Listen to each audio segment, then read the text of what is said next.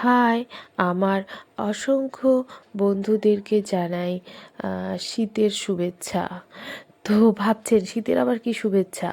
তো দেখো, আমি শীত সম্পর্কে তোমাদের কাছে বলছি। আবারও ভাবছো যে শীত শীত সম্পর্কে আবার কি বলবে। তো চলোই না শীত সম্পর্কে কিছু আলোচনা করি। তো দেখো না কিভাবে শীত তার নাম পেয়েছেন, কখন শীত শুরু হচ্ছে, শীতের আবহাওয়া কেমন, মার্কিন যুক্তরাষ্ট্রে শীতের আবহাওয়া কেমন, তুষারপাতটা কীরকম, কৌতূহল থেকেই যায়।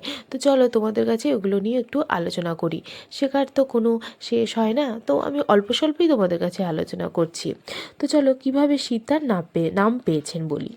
শীত নামটি পুরানো জার্মানিক শব্দ থেকে এসেছে, যার অর্থ জলের সময়। এটি শীতকালীন আবহাওয়ার সমস্ত তুষার এবং বৃষ্টির রেফারেন্সে।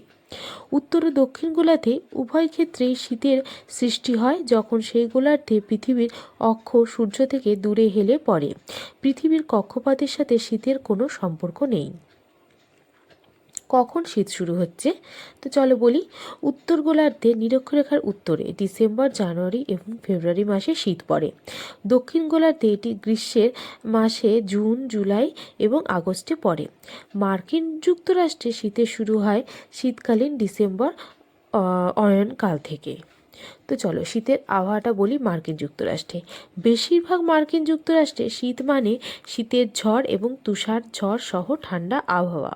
উত্তর গোলার্ধে শীতের ফলে ঠান্ডা তাপমাত্রা হয়, যা প্রায়শই তুষার, হিমশীতল বৃষ্টি, তীব্র ঝড় এবং তুষার ঝড় নিয়ে আসে। প্রবল বাতাসের কারণে তুষারপাত হয় এবং হোয়াইট আউট অবস্থা হয়। জানেন কি, ওয়েটা নামে একটি নিউজিল্যান্ডের পোকা আছে, যা তাপমাত্রা কমে গেলে সম্পূর্ণ শক্ত হয়ে যায়। যখন আবহাওয়া আবার উষ্ণ হতে শুরু করে তখন এটি গলে যায় এবং ওয়েটা পোকামাকড়ের কাজ করতে ফিরে যায়।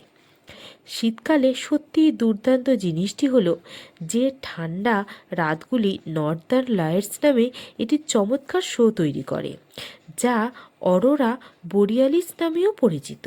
এটি ঘটে যখন সূর্যের কণাগুলো পৃথিবীর চৌম্বক ক্ষেত্রের সাথে মিলিত হয় এবং রাতের আকাশে সুন্দর রঙিন আলো তৈরি করে। এটিকে উজ্জ্বল রঙের একটি দুর্দান্ত প্রদর্শনে পরিণত করে। কিছু কিছু জায়গায় লোকেরা বেলচা তুষারকে একটি দুর্দান্ত খেলায় পরিণত করেছে, যাকে বেলচা দৌড় বলা হয়। শুধু তুষার পরিষ্কার করার পরিবর্তে তারা বেলচায় লাফ দেয়। তো যাই হোক, আমি এটুকুই বলবো, আনন্দ এবং উষ্ণতার সাথে ডিসেম্বরের ছুটি তোমরা উদযাপন করো, আমিও উদযাপন করব। উৎসব ঐতিহ্যকে আলিঙ্গন করুন এবং পরিবারের সাথে একটা স্মৃতি তৈরি করুন, আমরা মেমোরেবল ডে হিসাবে মনে রাখবো। তো যাই হোক বন্ধুরা, আমি একটা অল্প স্বল্প একটা টপিক তোমাদের কাছে তুলে ধরলাম শীতকাল নিয়ে। তো ভালো লাগলে অবশ্যই লাইক, কমেন্ট, সাবস্ক্রাইব করে দেবেন। বাই বাই বন্ধুরা, আমি আবারও আসবো নতুন ভিডিও নিয়ে।